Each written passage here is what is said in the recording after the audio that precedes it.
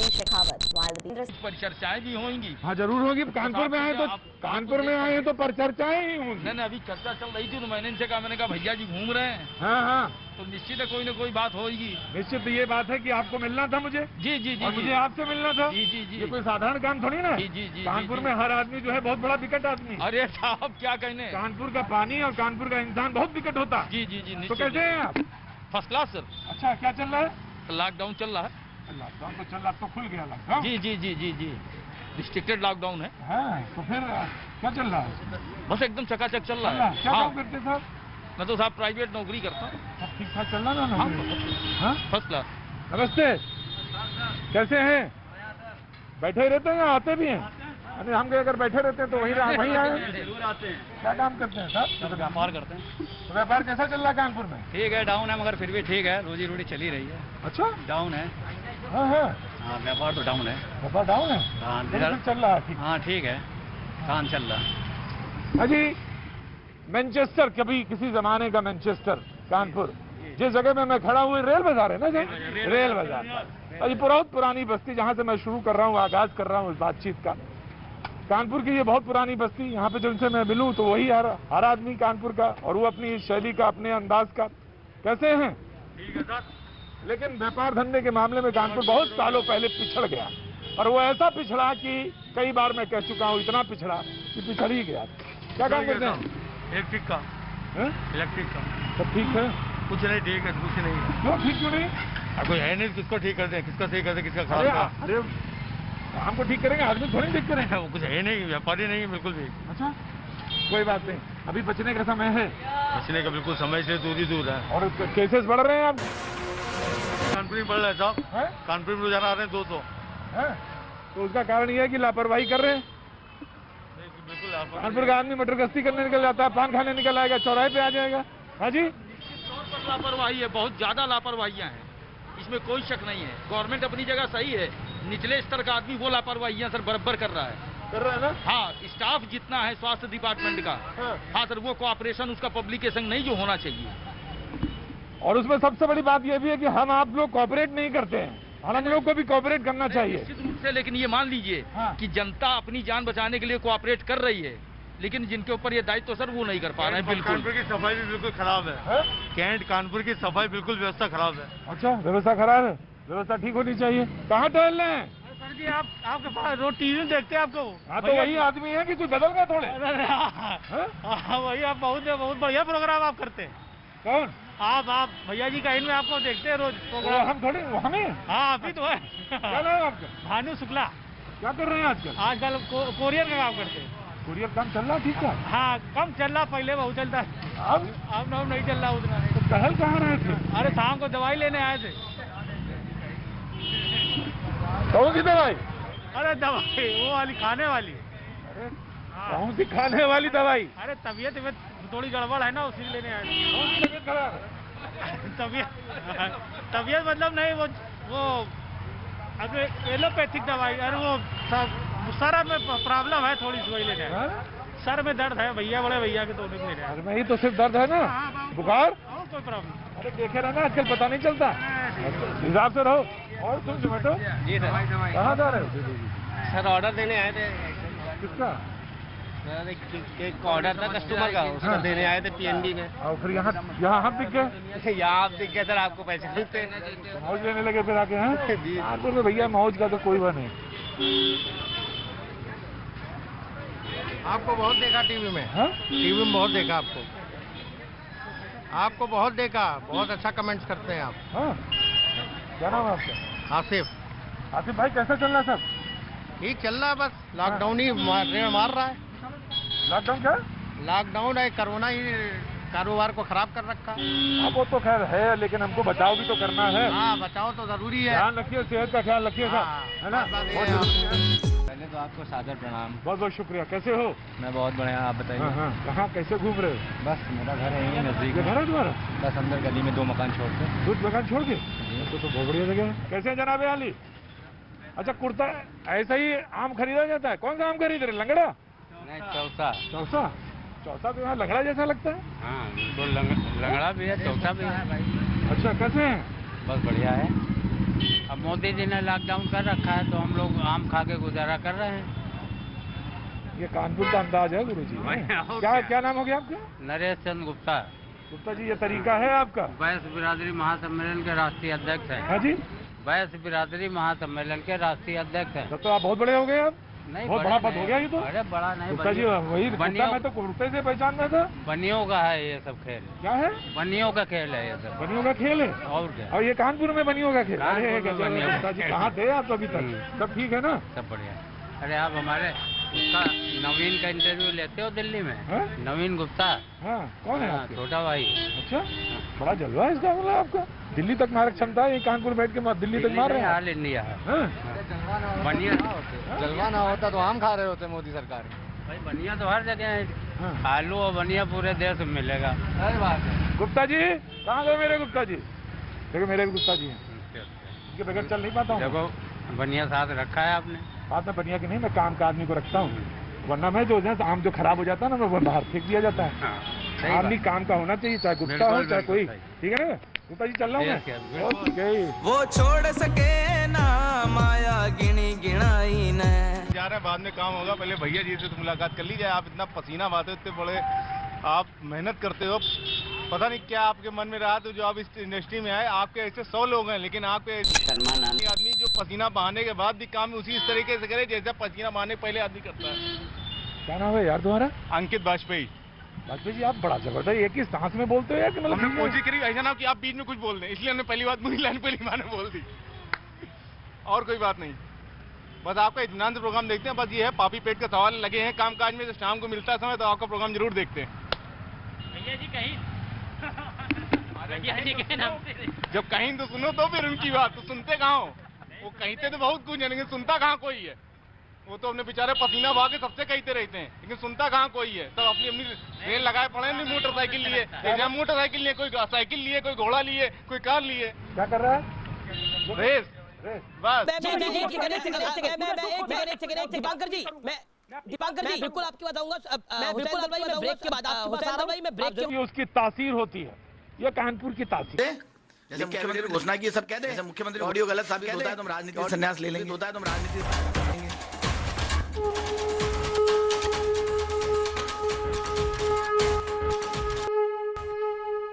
And there is development emerging with the Ram temple construction in Ayodhya. Sources have confirmed that Prime Minister Narendra Modi is likely to visit Ayodhya on 5th of August to preside over the Bhumi Pujan ceremony of the upcoming temple. The unconfirmed report, however, comes a day, remember, after the members of the Ram Janmabhoomi Teerth Kshetra Trust have sent two tentative dates, 3rd and 5th August, to Prime Minister's office. 5th August.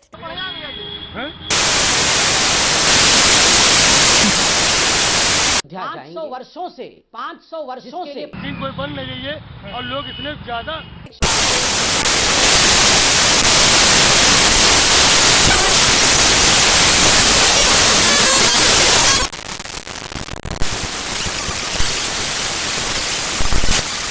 तरीका है कि थोड़ा नौकरी पेशे वाले तो देखना पड़ेगा, निराश ना हो भाई। नहीं निराश नहीं है, लेकिन कम से कम करिए तो। क्या मान लो 4 दिन हमें जॉब मिल रही है, 6 दिन नहीं मिल पा रही है, और पहले 3 महीने बंद था। अब बच्चों की फीस नहीं दे पा रहे, हम 6000 कमाने वाले 7000 रुपए। क्या काम करते हैं? नगर निगम में ठेकेदारी के काम। ठेकेदारी में है हम लोग सर, आउटसोर्सिंग में। आउटसोर्सिंग में बताइए कैसे क्या होगा? आउटसोर्सिंग में 8000 मिल रही, मान लो 3 महीने में हम लोग को अब 4000 तो फीस चली जा रही। बच्चों की इंग्लिश मीडियम स्कूल में पढ़ाते हैं हम लोग, फीस का पूरा ही नहीं हो पा रहा है। फीस बहुत ज्यादा है। 1100 रुपये 2 बच्चों का मेरा जाता है। 1100 रुपये 2 बच्चों का। और बिजली का बिल इस समय 10 रुपए यूनिट चल रही है। मैं 3 महीने का बिजली का बिल 5000 रुपये दे के आया हूँ कल। बिजली का बिल भाई बहुत ज्यादा आ रहा है। 10 रुपए यूनिट सर। हाँ, मुझे कई लोगों ने कहा कि बिजली के बिल हुआ या कि सब लोग घर में रहे हैं, खूब चला है। इतना है कि बता नहीं सकते आप। जबकि नरेंद्र मोदी जी ने कहा था कि ये माफ होगा 3 महीने का। देखो भाई, कोई छूट नहीं मिली। बिजली तो देखो इस्तेमाल करिए तो लगेगा, लेकिन मुझे मालूम है भारी पड़ रहा है जब नौकरी। लेकिन उन्होंने कहा था छूट मिलेगा, लेकिन कोई छूट नहीं मिली, और फिर भी उन लोगों ने सारा पैसा ले लिया। मैंने 3 महीने का जमा किया सर, और इस समय क्या पोजीशन, बच्चों कैसे पढ़ाएं, घर का खर्चा कैसे चलाएं, और लाइन में वैकेंसी निकल रही है। ना ही नरेंद्र मोदी जी कोई वैकेंसी निकाल ले ताकि आगे कुछ हो सके, चलो आगे की कुछ कर सके। क्या नाम है आपका? शैलेंद्र कुमार आचार्य। राकेश मत कर गया, राकेश राकेश। कैसे पानी उठाएगा? पानी की इतनी समस्या है कानपुर में। ये क्या है? ये तो ऑन ऑफ स्विच है सबमर्सिबल का। यही लेके बैठे हो यहाँ पे? नहीं, ये मंगाया, ये एक इलेक्ट्रीशियन है। ये? हाँ, इलेक्ट्रिक का इनकी दुकान है। ये लेके आए हैं? 4 आदमी के साथ आए हैं? नहीं, अकेले आए हैं। नहीं, हा कर रहे हैं ये? नहीं, हा कहाँ कर रहे हैं। हा। क्या नाम है आपका? हमारा नाम दिनेश है। मजा आ रहा है दिनेश? है जिस दिन चपेटे में आओगे कोरोना के तब समझ में आ जाएगा। उल्टे पेट लेटाया जाता है इससे। अरे सर अब आ गया। अरे सर स्विच लिया और स्विच लेके सीधे कहाँ जाना है? जाना कहाँ है स्विच लेके? घर जाएंगे और लगाएंगे घर पे। कहाँ? घर पे लगाएंगे। घर कहाँ है? घर तो वही सामने है। सामने कहाँ? ये बिल्डिंग के पीछे। ये तो होटल ओरिएंट है। पीछे है और इसके पीछे है घर। हाँ तो बस जल्दी जाओ। और इलेक्ट्रीशियन साहब जल्दी लगाओ जाके इनके। ये तो मौज ले रहे हैं ना 4 आदमी यहाँ खड़े के। क्या है? चट्टी चट्टी है 100 के 4। अच्छा अजी कानपुर जो है कपड़े का बहुत बड़ी मंडी है और इस तरह से शुरू किया इन्होंने। तो ऐसे बेचते हैं या पहले किसी और तरह से बेचते थे? ऐसे ही हमेशा ऐसे ही बेचते हैं। कितनी बेच लेते हैं दिन भर? दिन भर 10, 12, 15 पीस बिक जाता है। 100 रुपए की 4। ठीक है ये बढ़िया है। रेट ठीक है? सही है। अच्छा और आप क्या करते हैं? आप क्या करते हैं? हम नौकरी करते हैं। आप नौकरी कर रहे हैं? नहीं, हम तो चाय लेने आए थे। चाय लेने आए थे कि चाय पीने आए थे? पीने आए थे। आपको देखा तो इधर आके क्या पूछ रहे हैं आप? क्या नाम हो गया आपका? मनोज कुमार। मैंने कहा ना ये शहर अपने आप में बहुत अपनी तबीयत का शहर है। मतलब चाय लेने आए थे और आप दिख गए। नहीं, आप देखा क्या पूछ रहे हैं आप? हाँ फिर? हाँ जी जी भैया जी। तो इधर ज्यादा ठीक ठाक है क्या? पहले कोरोना के समय में कितना बेचते थे इससे पहले? उससे पहले ज्यादा बिकता था। इस आदमी परेशान है। समय तो खर्चे निकालना आदमी परेशान। क्या बजे सुबह निकालते हो? 9 बजे सुबह निकलते हैं। और क्या बजे घर पहुंच जाते हो? 9-10 बजे जाते हैं। 12 निकालते हो। चलो बाजी कुछ तो सही कुछ ऐसे समय में। और बाकी ये लोग ये क्या करते हैं?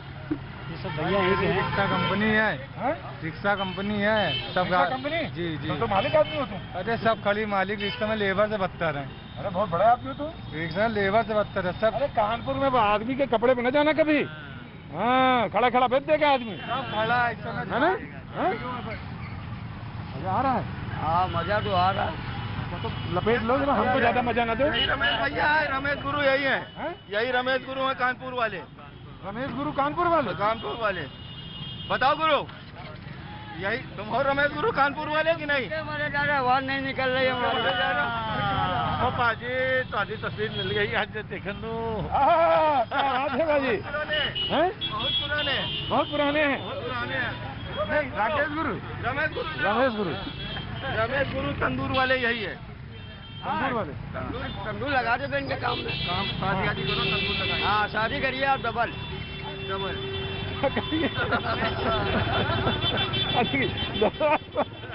जरा सा चूके आप, जरा सा। कानपुर काम लगाने में आपको देर नहीं करेगा।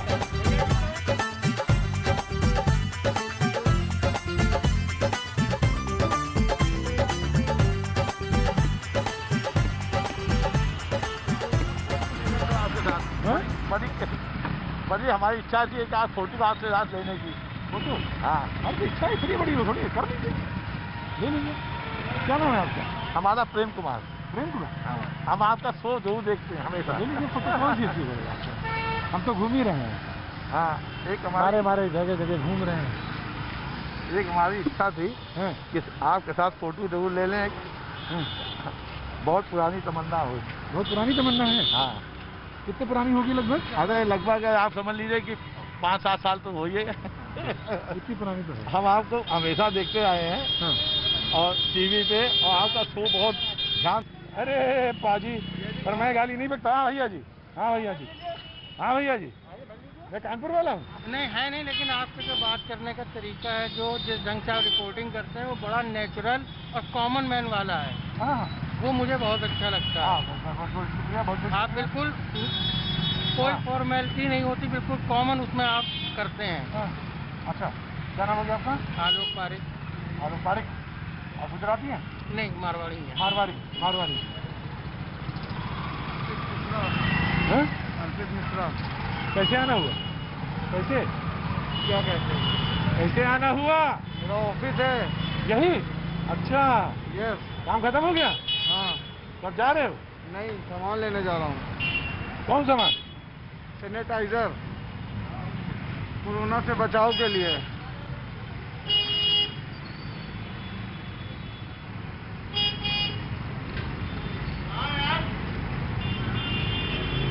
क्या है, दिखाओ जरा।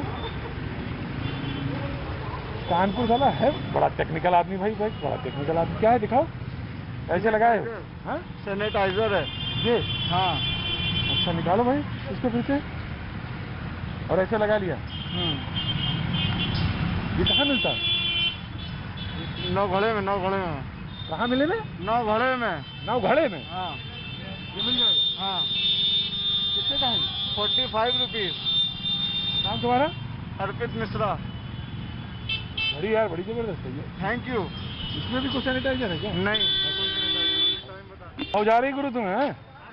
मऊ जा रही बहुत? अरे मऊ जा रही है? इंतजार कर रहे थे, देखे आते हैं कि नहीं आते हैं। हाँ, कि देखे आते हैं कि नहीं आते, मास्क तो लगाएंगे नहीं। है हमारा गुरु। क्या नाम है तुम्हारा? नाम क्या है तुम्हारा? नाम? अजय। नाम जब पूछा तो आधा घंटा लगा बताने में। अभी कोड है जिसने निकाल लिया था। हाँ, लगा ले मेरे भाई। लगा सर? अपने लिए लगा ले, दूसरे के लिए नहीं, अपने लिए। घर में सब है ना? हाँ सर, अपने लिए लगा है। पक्का ना? जैसे जाते उतार देना। अरे नहीं जी।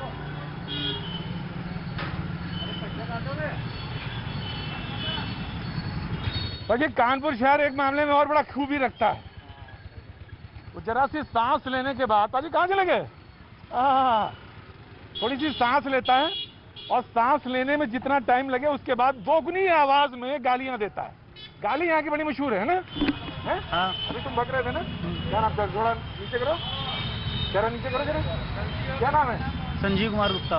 गुप्ता जी, गाली तो तुम बड़ी नायाब देते हो, बड़ी जबरदस्त देते हो। तो क्या करें, गाली तो सुनने का तो बुला लिया। है? गाली दे दिया उन्होंने। तो तुमने नहीं दी गाली? हमने तो दी ना। तुमने क्यों गाली दी? ऐसा चलता है, दोस्त है सब। दोस्ती में गाली चलती है? कानपुर में चलती है? हाँ। अरे यहाँ दोस्ती में गाली चलती है? हैं? गाली चलती है? यहाँ की आम भाषा ही है, क्या किया जाए। क्या आम भाषा में क्या बोलते हो? गाली वालों से बात कैसे कैसे बोलो, हमसे बोलो। अरे आपसे कैसे? अरे बोलो यार, हम भी दोस्त हैं, हम तो कह रहे हैं बोलो। हैं? बोलो। अरे नहीं। अरे बोलो, शर्मा क्यों है? बोलो। हाँ चलती है सर। जैसे बताओ, हमको गाली दो। आप क्यों गाली दे? आप हमसे बड़े हैं ना। वैसे ही बोलो जैसे इनसे बोले थे। उनसे क्यों बोले? और मेरे दोस्त उनको बुला रहे थे। तो दोस्तों को जब बुलाते हो तो ऐसे ही, और पिताजी को जब बुलाते हो तो पिताजी बुलाते, पापा बुलाते उनको गाली नहीं देते। अच्छा, बड़ा तो बड़ा दोस्त है, हर किसी थोड़ी आदमी कहता है ये सब बातें। गाली ऐसी देते जो जबरदस्त वाली जो दे रहे थे इनको। बात सही है।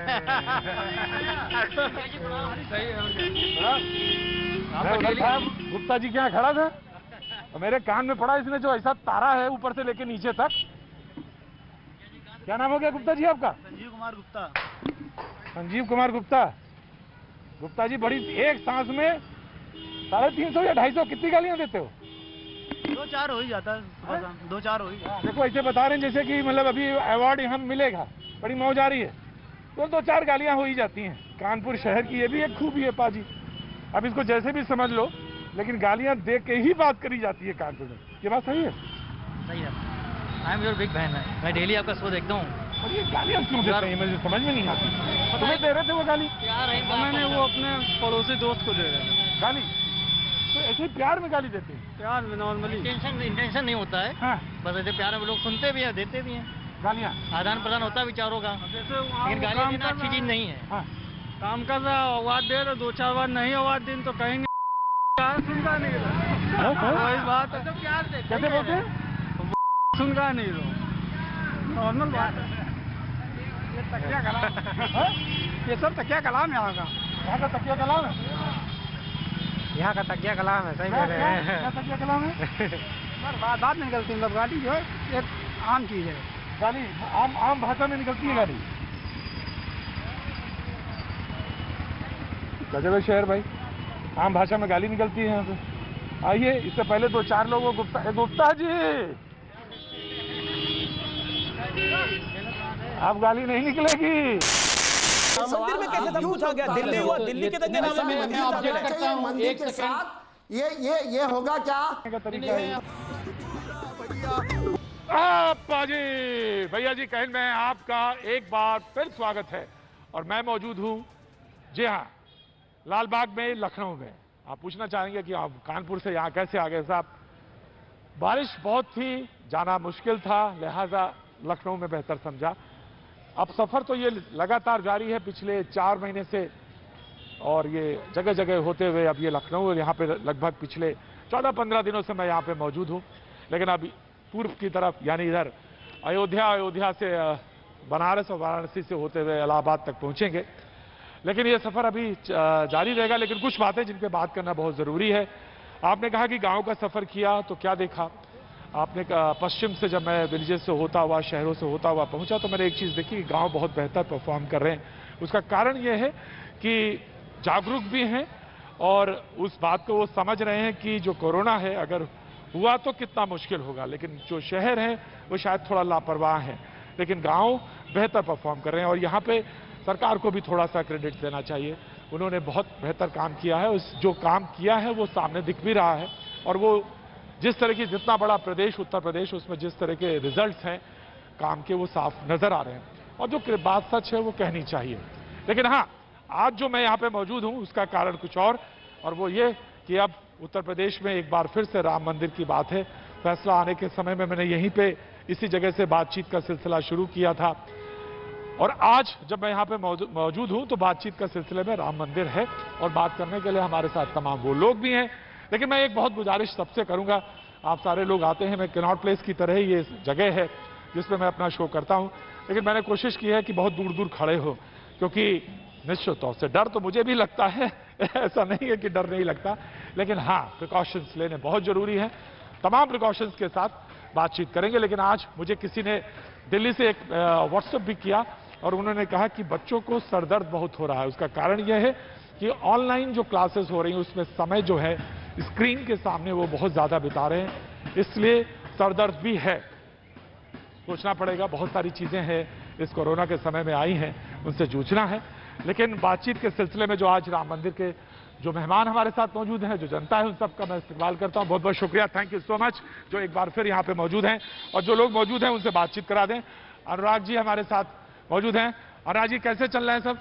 बढ़िया है, आप देख ही रहे हो, आपके अपना शहर है, इतना बढ़िया सुंदर हमारा बनाया हुआ, समाजवादियों को जहाँ पर आप खड़े हो सब हमारी देन है। नहीं, आपको क्रेडिट हम दे रहे हैं, पूरा क्रेडिट आपको दे रहे हैं, लेकिन अपना बचाव रखिए और सुरक्षित रहिए। बहुत बहुत शुक्रिया, आपसे बातचीत होगी।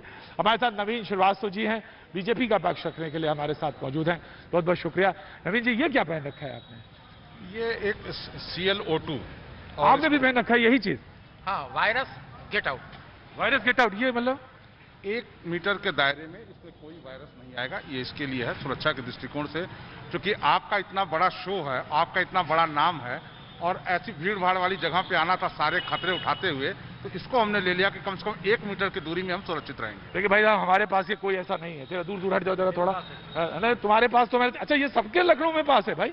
मुझे पता करना पड़ेगा ये है क्या। चलो थोड़ा सा दूर बाबू जी, थोड़ा दूर जी। और हमारे साथ जो राजनीतिक विशेषज्ञ के तौर पर मौजूद हैं वो है अशोक सिन्हा जी। बहुत बहुत शुक्रिया सिन्हा साहब, जो हमारे साथ शो में शरीक हुए। बहुत बहुत शुक्रिया, थैंक यू सो मच। कैसे भी हो, वायरस से प्रोटेक्शन होना चाहिए। अगर इससे है, मुझे नहीं मालूम ये क्या है, लेकिन है तो बहुत अच्छी बात है। लेकिन लोग, जनता भी मौजूद है, मैं आपके पास आऊंगा, लेकिन क्या नाम है आपका? सर गुड्डी। गुड्डी जी, आप यहीं रहती हैं लखनऊ में? हाँ सर, हम गोमती नगर खरगापुर में रहते हैं। अच्छा, तो चाय पीने आई, कैसे आई, कैसे बैठी? चाय पीने नहीं, यहाँ लेबर कोर्ट में जो है हम लेबर कार्ड बनाते हैं गरीबों की मजदूरों के लिए। अच्छा, गरीबों की मजदूरी, कैसा चल रहा है काम? सर बहुत अच्छा चल रहा है, और इस समय हमने उन्हें लेबर कार्ड की वजह से काफी पैसे भी दिलाए हैं, तो उनकी खुशी देख के हमें भी काफी खुशी होती है। बहुत अच्छी बात है, बहुत बहुत शुक्रिया गुड्डी जी, आप मौजूद हैं। भैया जी नमस्ते। कैसे हैं? अरे कुछ जरूरी नहीं, मुझे लगा रही है भैया, हमें भी डर लगता है। बढ़िया बढ़िया, सब बढ़िया है जी, ठीक है, बहुत अच्छी बात है। तो बातचीत का सिलसिला शुरू करते हैं।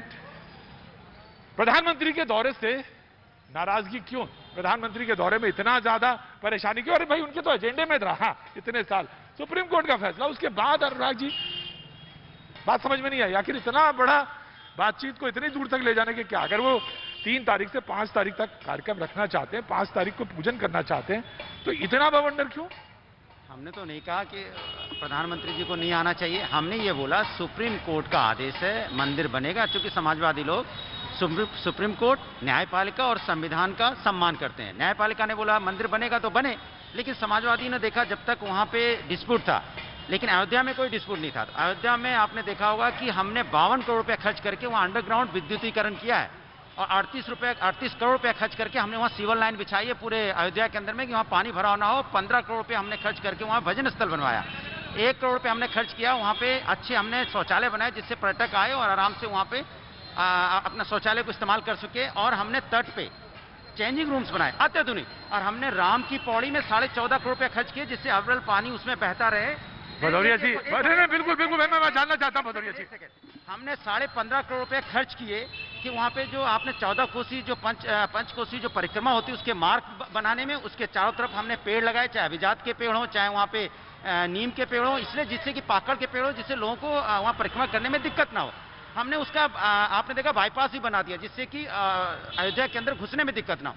अब समाजवादी लोग तो हमेशा विकास की बात करते हैं और डेवलपमेंट की बात करते हैं, और हमने किया। अब हमें तो कहीं कोई शिकायत ही नहीं है भाई, हम तो न्यायपालिका का सम्मान कर रहे हैं भाई, मंदिर बनाओ, भव्य मंदिर बनाओ, किसने रोका है? लेकिन कोरोना काल भी है, सरकार को कोरोना के लोगों का भी ध्यान रखना चाहिए कि कैसे लोगों को रोजगार दें, कैसे लोगों को हम स्थिर करें। लोग कोरोना के समय में मंदिर की बात क्यों?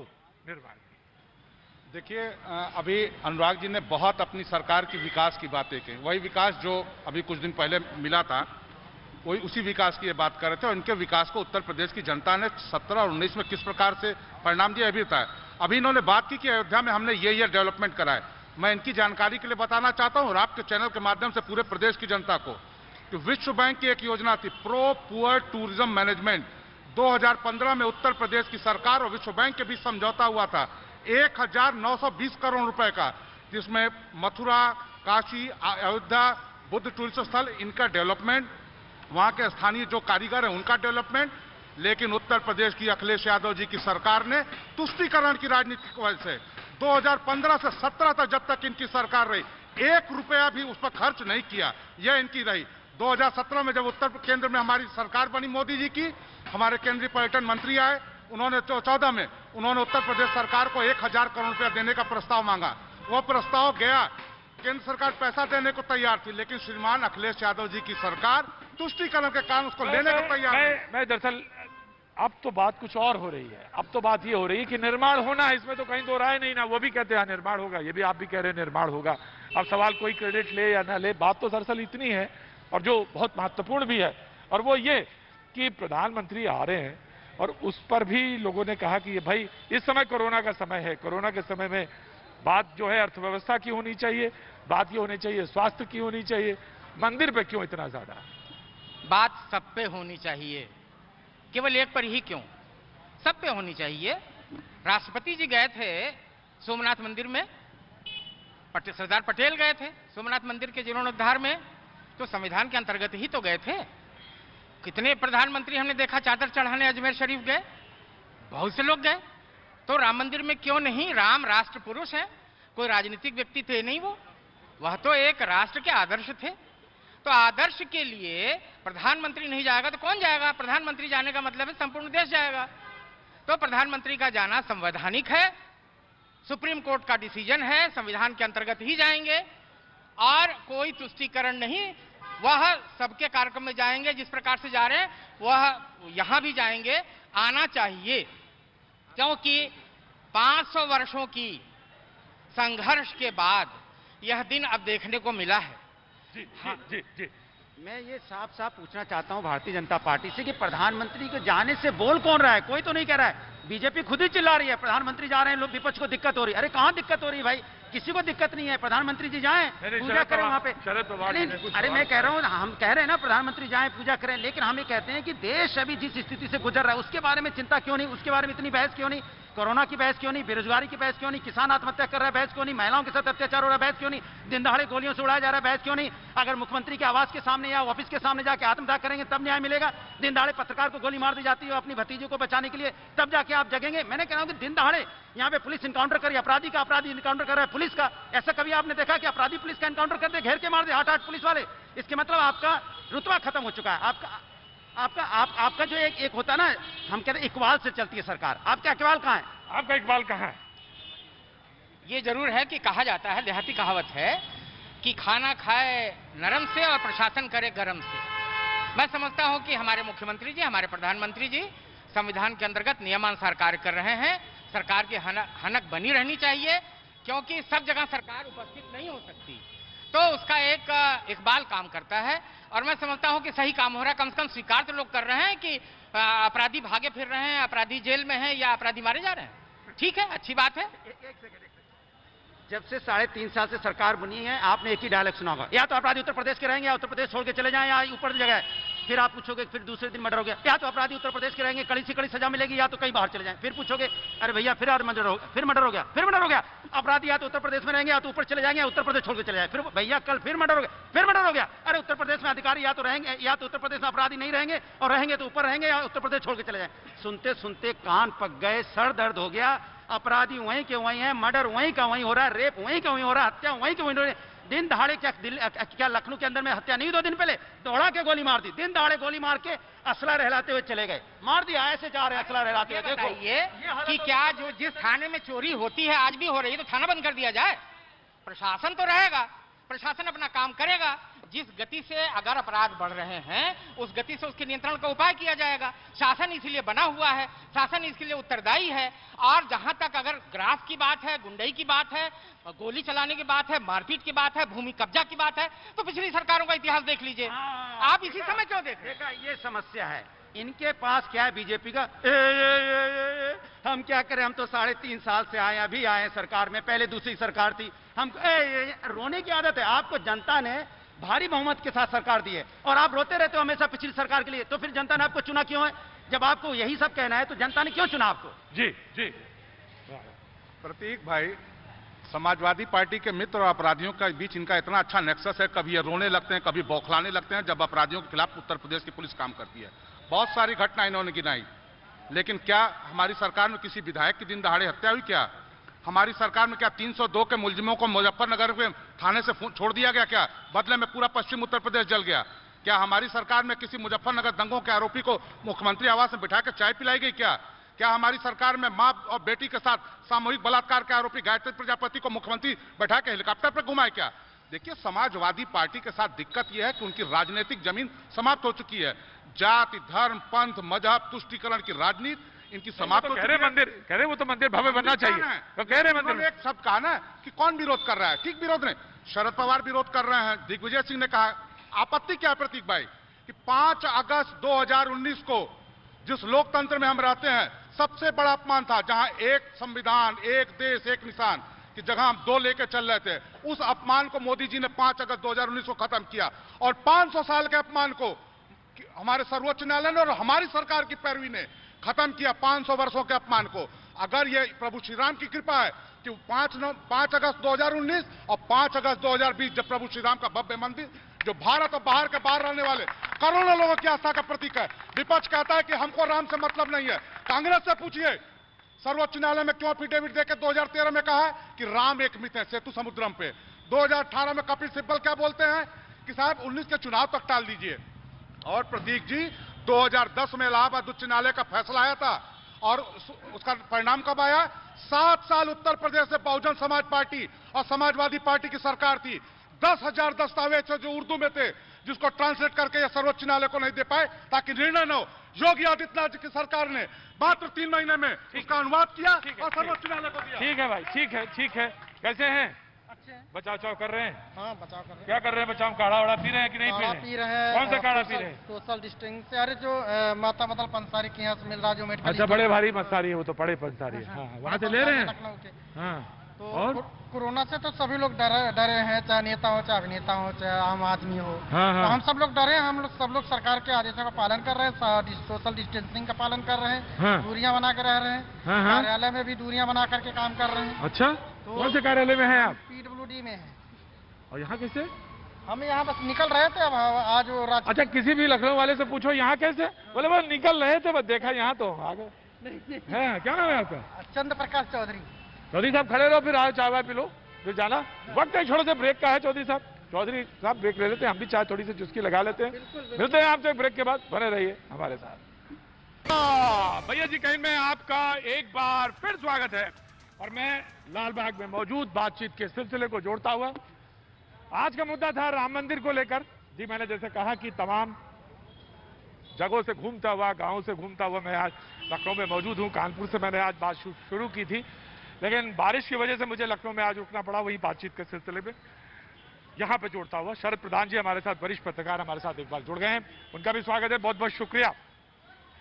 कांग्रेस वाले कुछ उपलब्धियां गिना रहे थे, कह रहे थे सिन्हा साहब, और उन्होंने कहा, राहुल जी ने ट्वीट किया और उन्होंने कहा कि सरकार गिराना, अगर मोटे तौर पे बात करें, फरवरी में आपकी उपलब्धि नमस्ते ट्रंप थी, मार्च में MP में सरकार गिराई, अप्रैल में मोमबत्ती जलाई, मई में आपने सरकार की 6ठी सालगिरह मनाई, जून में बिहार में वर्चुअल रैली की, ये सब आपकी उपलब्धियां हैं, उन्होंने कहा है। नहीं तो अपनी भी उपलब्धि उनको देखना चाहिए कि 62 में चीन का युद्ध में हमने कितनी बड़ी जमीन इस देश को दे दिया, ये भी देखना चाहिए। इसके बाद देखना चाहिए कि इमरजेंसी लगी, ये भी उपलब्धि देखनी चाहिए। उसके बाद राम मंदिर के निर्माण में बाधा डाला गया, ये भी देखना चाहिए। गरीबी उन्मूलन के नाम पर गरीबी बढ़ाई गई, ये भी देखना चाहिए। कितना अत्याचार हुआ पत्रकारों पे, देश के नागरिकों पे, ये भी देखना चाहिए। और ये भी देखना चाहिए कि देश का नेतृत्व देने का षड्यंत्र जो लोग रच रहे हैं एक ऐसे व्यक्ति को जो एक प्रधान के लायक नहीं है और देश का प्रधानमंत्री से बनाने के लिए तैयार बैठे हुए हैं। ये तो देखिए उनकी देखिए, ये तो उनकी पार्टी का अपना फैसला हो सकता है। ये अपना फैसला है, देश देख रहा है ना, देश के लिए पार्टी है, पार्टी के लिए देश नहीं है, देश के लिए पार्टी है। और पार्टी को ये देखना चाहिए कि नेतृत्व किस प्रकार का होना चाहिए। देखिए नेतृत्व बदलने से क्या देश में परिवर्तन दिखाई पड़ रहा है। आज विश्व में भारत कहां है। और एक जमाना था जब जाते थे प्रधानमंत्री विदेशों में और चले आते थे, पता नहीं चलता था, सिवाय इंडिया के मीडिया के, वो भी जो साथ में जहाज भर भर के ले जाते थे पत्रकारों को। ये तो अच्छा हुआ कि नहीं ले जाते हैं अब, ये तो अच्छा हुआ। जब दूरदर्शन है, ठीक है ठीक है, उस पर हम किसी दिन बात करेंगे। उपलब्धियां पूरे देश में प्रदर्शन। शरद जी बिल्कुल मुस्कुरा रहे हैं। जी देखिए, मैंने इनसे एक ही बात कही है, 6 साल से सरकार आपके केंद्र में है, 3.5 साल यहाँ हो गए, मतलब आपके 9.5 साल हो गए, करीब 10 साल समझ लीजिए। 10 साल में आप एक उपलब्धि नहीं गिना पा रहे। 10 साल में आपकी उपलब्धि, उन्होंने उपलब्धि गिनाई, आप या तो 10 साल में इनकी उपलब्धि इतनी होती है कि विपक्ष की पुरानी सरकारें जो हैं उनकी बुराइयां क्या थी उसको गिनाते हैं। उन्होंने कहा कि 500 साल का जो अपमान था राम मंदिर के तौर पे, उन्होंने कहा कि प्रधानमंत्री आ रहे हैं, नींव रखने आ रहे हैं, इससे बड़ा दिन नहीं हो सकता। तो कह तो रहा हूं कि सुप्रीम कोर्ट का, हमारे न्यायालय का, उच्च न्यायालय का, सर्वोच्च न्यायालय का फैसला है, सबको माननीय है, सब मान रहे हैं, इसमें दिक्कत कहां है। भारतीय जनता पार्टी खुद ही कह रही है, खुद ही इश्यू बना रही है, कोई कह भी नहीं रहा है। भाई मंदिर का निर्माण करने आ रहे हैं, आ रहे हैं, लेकिन आप ये कह रहे हो लोगों को दिक्कत हो रही है, लोगों को दिक्कत हो रही है। उन्होंने कहा कि इस वक्त जो है अर्थव्यवस्था पे, सर प्रधान जी उन्होंने कहा कि समय हमने ये बोला, मंदिर सुप्रीम कोर्ट ने बोल दिया बन रहा है, चलो एक काम हो रहा है। अब दूसरा काम जो राम के लला हैं, वो बेचारे दिन दहाड़े मारे जा रहे हैं, भूख के मारे फांसी लगा ले रहे हैं, आत्महत्या परिवार का परिवार कर ले रहा है, किसान आत्महत्या कर ले रहा है, युवा बेरोजगार घूम रहा है, उसके बारे में, राम के लला के बारे में।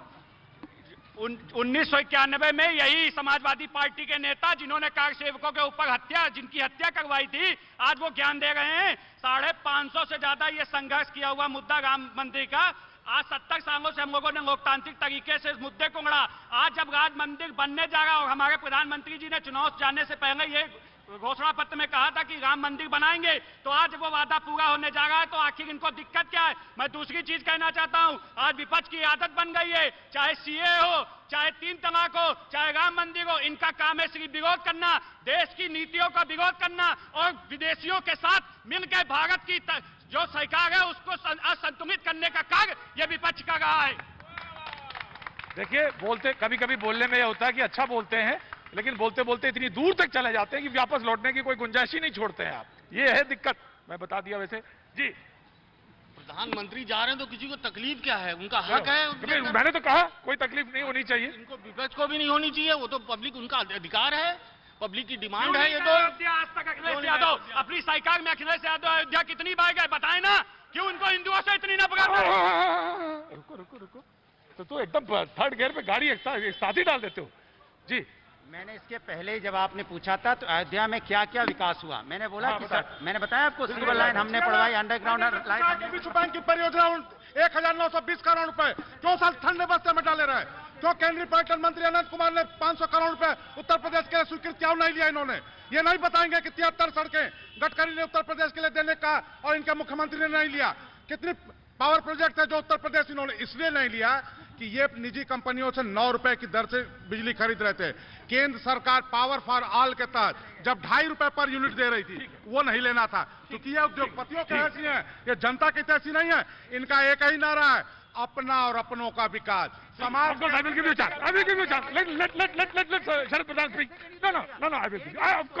एक ही वर्ड बोलना है, भारतीय जनता पार्टी के पास एक ही मुद्दा है, वो आपके पास आएंगे 20 लाख करोड़, कितना लेना है? 10 लाख करोड़। अरे भैया सब पेपर में दोगे, कभी जनता को भी दोगे। इसी तरह ये गिना रहे हैं वर्ल्ड बैंक, ये बैंक। अरे भैया गरीब नहीं, गरीब और ये विकास दुबे को पाल रहे थे, ये पालने वाले लोग हैं। उसके हर चैनल में बोलते थे ये हमारी सरकार का विकास है, ये हमारी सरकार का विकास है। लाने में डर क्यों रहे? कॉल डिटेल लाइए विकास दुबे की, कॉल डिटेल लाइए, कॉल डिटेल लाइए विकास। एक बार भी गिरफ्तार हुआ हो, एक बार भी उसके खिलाफ मुकदमा लिखा गया हो तो एक भी ये उदाहरण बता दें। अगर उसकी गिरफ्तारी हुई तो 3 बार भारतीय जनता पार्टी की सरकार में हुई। और सुनिए, सरकार के संरक्षण की बात होती है प्रतीक जी। आधी रात को 35 पुलिस के अधिकारी और जवान उसके घर क्या करने गए थे? दावत खाने गए थे, पिकनिक मनाने गए थे, वो उसको गिरफ्तार करने गए थे। सरकार का संरक्षण होता है जैसे इनका होता था कि 302 के आरोपियों को मुख्यमंत्री अपने घर बुला के हेलीकॉप्टर से चाय पिलाते थे, वो संरक्षण होता है। मैं आता हूं शरद जी, तमाम तरह की बहस है, तमाम तरह की बहस हो रही है। किसी ने कहा कोरोना के समय में अर्थव्यवस्था पे, कोरोना के समय में देश में चिंता के कुछ और बादल हैं, उस पर बातचीत होनी चाहिए। शरद पवार जी ने यह बात कही, विपक्ष ने भी बात कही। महाराष्ट्र में तो बड़ा उथल पुथल मची हुई इस मुद्दे को लेकर, लेकिन उत्तर प्रदेश में जब हम टटोल रहे हैं इस मुद्दे को तो बातचीत कर रहे हैं तमाम से। क्या ओपिनियन है? जहाँ तक आप मंदिर के रेफरेंस में पूछ रहे हैं, देखिए जहाँ तक राम मंदिर का सवाल है, सबका सभी स्वागत करते हैं उसका कि मंदिर बना, लेकिन मुझे नहीं समझ में आता राजनीतिक पार्टियां उसका चाहे विरोध करें, चाहे इस बात का फायदा उठाएं कि हमने बनवा दिया है। ये कोर्ट के आदेश से बन रहा है, देश के सर्वोच्च न्यायालय के आदेश से बन रहा है। तो किसी को जब कोई ये कहने लगता है तो इससे लगता है कि इसका राजनीतिक फायदा उठाने के लिए कहा जा रहा है। और ऐसे मौके पर जो शरद पवार ने खाली ये कहा है कि कोरोना का टाइम है, इस टाइम पे प्रधानमंत्री वहां जाएं, ये किसी ने विरोध नहीं किया, मुझे नहीं लगता है। उसका विरोध करना तो गलत है, और गलत विरोध करा भी नहीं, उसको ये डिस्टॉर्ट कर रहे हैं। मुझे लगता है कि बीजेपी को कभी कभी ये लगता है कि इसका अगर बेनिफिट, हर पार्टी अपने अपने तरीके से उठाती रही है। कांग्रेस ने भी एक जमाने में शिलान्यास करवा दिया था इस चक्कर में कि इसका फायदा मिल जाएगा, नहीं मिला उन्हें। तो ये जो बार बार ये बात उठती है कि साहब हम बनवा रहे हैं, ये धारणा बड़ी गलत है। इससे दिखता है कि आपको राजनीतिक इससे लगता है कि इसके पीछे राजनीतिक उद्देश्य है जो कि उचित नहीं है, ये नहीं उठाना चाहिए। राम के नाम पे आप राजनीतिक फायदा उठाएं तो ये बड़ी शर्म की बात है। जी, अब आप कह रहे थे कि 550 साल, नहीं, शरद साहब ने बहुत अच्छी बात कही, किसी को लाभ नहीं लेना चाहिए, लेकिन इन्होंने जो कहा कि आप लाभ लेने की कोशिश करें, यह जनता भी देख रही है कि प्रभु श्री राम मंदिर पर सर्वोच्च न्यायालय का फैसला ही सब मानेगा, लेकिन रोड़े किसने अटकाए? किसने कहा कि सेतु समुद्रम के समय में कि राम मिथ थे? किसने कहा 2018 में कि 19 तक टाल दीजिए? किसने 2010 में फैसला हुआ था उच्च न्यायालय का? 7 साल किसकी सरकारें थी जिन्होंने 3000 10,000 पन्नों का उर्दू से हिंदी में अनुवाद नहीं करा ताकि सर्वोच्च न्यायालय पर सुनवाई कर सके? तो जो राम भक्त है, जो चाहता है कि शीघ्र फैसला हो, प्रभु श्री राम का भव्य मंदिर जो लाखों करोड़ भारत और भारत के पार रहने वालों की आस्था का प्रतीक है, जो चाहता है शीघ्र बने, उसको भी जनता देख रही है। और कौन लोग रोड़े अटकाना चाहते थे, कौन लोग राम भक्तों पर गोली चलाना चाहते थे, वह भी जनता देख रही है। हाँ जी।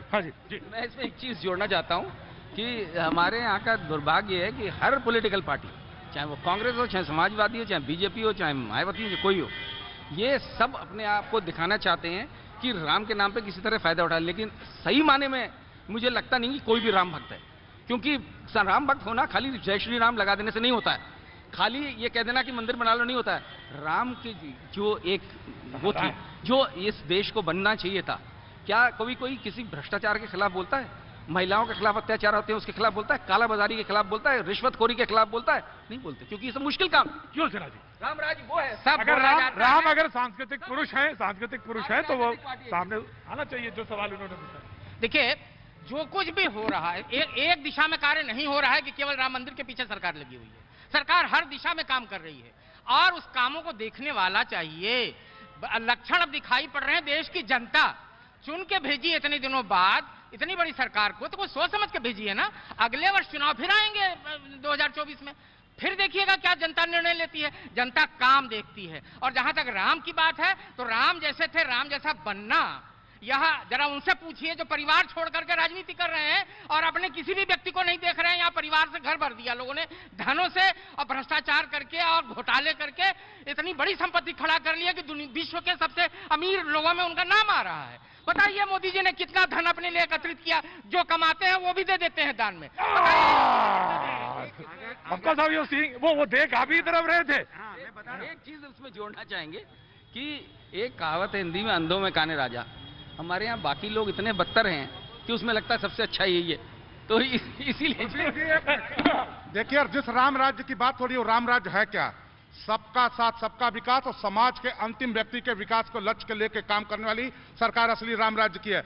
अपना और अपनों का विकास, क्योंकि दुर्भाग्य है कि इस देश में जितने विपक्षी दल हैं वो अंग्रेजी की एक कहावत है, चैरिटी बिगिंस होम, यानी अच्छे काम की शुरुआत अपने घर से करो। तो ये लोग अपने घर, अपने गांव, अपने सजाती के बाहर अगर कहीं किसी ने कोई किया है तो आप बता दीजिए। भारतीय जनता मैं पार्टी सिर्फ कहना चाहता हूँ अनुराग भदौरिया जी से कि राम जी के नाम से इतनी नफरत क्यों? समाजवादियों के सामने अगर जय श्री राम लगा दो तो ये क्यों कहते हैं कि वो भाजपा ही है? कि भाजपा, इन्होंने आखिर ये मानते हैं ना कि जय श्री राम जो लगाता है वो भाजपा ही है। मैं इनसे कहना चाहता हूँ ये जय श्री राम कह के दिखाएं, क्यों नफरत है इनको श्री राम से, समाजवादियों को? नहीं बोल देंगे, उसमें बोलने में क्या, बोल देंगे कि नहीं बोल देंगे? बड़ी अजीब सी बात है भारतीय, सुनिए, नहीं आपके कहने से थोड़ी, ऐसे बड़ी अजीब सी बात है। भारतीय जनता पार्टी को ऐसा लगता है श्री राम उनके हैं। कमाल है, ऐसे भगवा पहन के आ जाते हैं कि हम ही जय श्री राम बोल सकते हैं। सुनिए मेरी बात, ये सब ढोंगी है। सुनिए, अरे बात करने देना। ये सब ढोंगी लोग हैं और ये ढोंगी लोगों के सामने डिबेट करना मतलब मूर्खता है। सुनिए, ये राम के नाम की राजनीति करते हैं, जय श्री राम के नाम की। रुको, राम को यहाँ से कोई ऐसी बात नहीं। तो मैं बोल दूं, एक मिनट। आज राम जी का मंदिर बन रहा है, मौका है ना, खुशी का मौका है। प्रभु श्री राम का मंदिर बनने जा रहा है। अनुराग भाई भी एक राम भक्त अगर हैं तो जय श्री राम कहने में क्या दिक्कत है? ना भाई, मैं कहता हूँ हमेशा से ये सिर्फ जय श्री राम का नाम लेते हैं। मैंने कहा जय सीताराम बोलो, सीता को क्यों छोड़ देते हो? हाँ बोलो, हाँ ये बोलो, जय सिया राम बोल दीजिए ना, जय सिया राम बोलिए। ठीक है। शरद ने कुछ सवाल उठाए थे, मैंने इनको बोला जय श्री राम बोलो, तब बोल रहे हैं जय श्री राम। ये लोग हैं सीता को छोड़ देते हैं। अच्छा, सोशल डिस्टेंसिंग के साथ खड़े हो, सीताराम जो सोशल डिस्टेंसिंग के साथ। हाँ जी, जय श्री राम जय सीताराम तो एक ही है। हाँ? हिंदू राष्ट्र में तो जय श्री राम जय सीताराम ये हमारे हिंदू भाइयों का, हम लोगों का अधिकार है। हिंदू राष्ट्र कहाँ से शब्द बोल रहे थे आप? हिंदू राष्ट्र इसलिए, जय श्री राम पाकिस्तान में तो कोई नहीं बोल सकता। ठीक। लेकिन आज कहीं ना कहीं 130 करोड़ भारतीय समझ चुके हैं विपक्ष की मानसिकता को। कहीं ना कहीं ये श्री राम के साथ साथ, राम मंदिर मुद्दे के साथ साथ कहीं ना कहीं ये अपना अल्पसंख्यक वोट बैंक साधने के लिए खड़े हैं। और कहीं ना कहीं सारा विपक्ष ये बात शरद भी इस बात को शरद अनुराग जी जय श्री राम नहीं बोले, क्योंकि ये जय श्री राम बोलेंगे तो इनका जो अल्पसंख्यक वोट बैंक है कहीं ना कहीं इनसे खफा हो जाएगा, ये खिसक जाएगा पूरी तरीके से, ये जानते हैं। मैं अनुराग जी, ये क्या बात? अरे रुको ना एक मिनट, मुझे चैलेंज ना दो, मत चैलेंज, सुनो ना चुपचाप। मैंने इनको बोलो, अरे एक मिनट रुको यार, दलाली करने आ गए। अरे रुको, मैं क्या, अरे मैं बोल रहा हूँ चरित्र है। अगर कोई कह रहा है जय श्री राम का नारा लगाइए वो दलाली कर रहा है। नहीं, ये गलत है, ये शब्द गलत है। भारतीय संविधान के मूल भारतीय संविधान के मूल प्रति पर भगवान राम का चित्र बना हुआ है और मैं संविधान के अनुसार मैं अशोक सिन्हा कहता हूँ जय श्री राम। यह मेरा संवैधानिक अधिकार है। लो भैया जरा सैनिटाइजर को मुझे। रुको रुको मुझे जरा, मैं आ रहा हूँ। रुको मुझे आज अभी यही चंडामित हो गया है आजकल का। वो शब्द जो है वो आपत्तिजनक है। बिल्कुल आपत्तिजनक है, चूंकि हाँ बिल्कुल मैंने वापस लिया, लेकिन हम आप बोलना चाहते हैं तो बोलने दो। अरे रुको भाई, अब रुको यार, क्या नाम है तुम्हारा? क्या नाम है आपका? नहीं मैं चंद रुको, फिर आप कहोगे गलत शब्द बोल दिया। अरे यार अगर बात करने दो ना, अरे बात तो करने दो भाई मेरे। देखिए मैंने बोला आपको, मैंने इनको बोला कि ये जय श्री राम बोलने में इनको दिक्कत क्या है। मैं बोलता हूँ जय सीताराम, ये क्यों नहीं जय श्री राम बोल रहे हैं? जय श्री राम क्यों नहीं बोलते? ये हम तो बोल रहे हैं जय श्री राम लगातार बोलते हैं, जय सीताराम बोलते हैं, क्यों नहीं बोलते जय श्री राम? नौकरी जीरो है, नौकरी है ही नहीं, ये जीरो है 7 साल से। कहाँ से आ गए इतनी जल्दी तुम? क्या कह रहे हो? 7 साल से? 7 साल से नौकरी है ही नहीं, जीरो है सब। नौकरी जीरो है? जय श्री राम है, जय श्री राम के नाम पे वोट बैंक है इनका, बस नौकरी है ही नहीं है।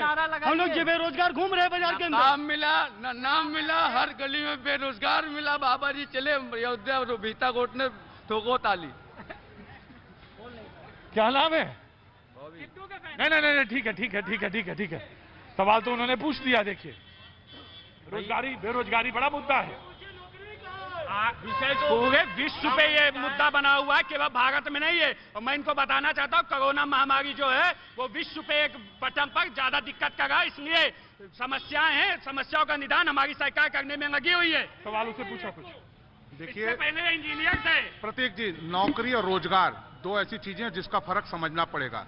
लेकिन दुर्भाग्य से जिन लोगों ने रोजगार और नौकरी को सिर्फ अपना और अपने लोगों का विकास समझा, वह नहीं समझ सकते हैं। आप देखिए देश में नौकरियां निश्चित रूप से सीमित हैं, लेकिन रोजगार की असीम संभावना है। पर्यटन मैं बता दूं कि रोजगार की समस्या जब से यह सनातन धर्म बना है, जब से देश बना है, तब से है और प्रत्येक राष्ट्र में है। क्या ने कहा बेरोजगारी और रोजगार के मुद्दे? देखिए बेरोजगारी का जहाँ सवाल है, किसी सरकारों ने अपने फायदे उठाए। बेरोजगारी खाली बोल देने से